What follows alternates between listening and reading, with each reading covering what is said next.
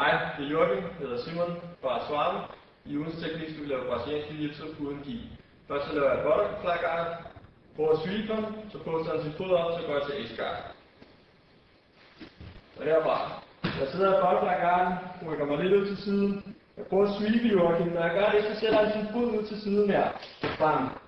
Det jeg så gør, så tager jeg min arm ind under hans ben, rykker mig selv ind under her, går fødderne på indersiden, fat i hans arm, og sweeperen kommer op. Fra den anden vinkel.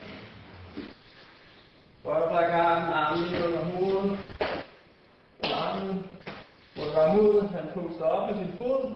Jeg rykker mig selv lidt under, så fat i hans fod. Hertil. Trækker min ben. Sweeperen.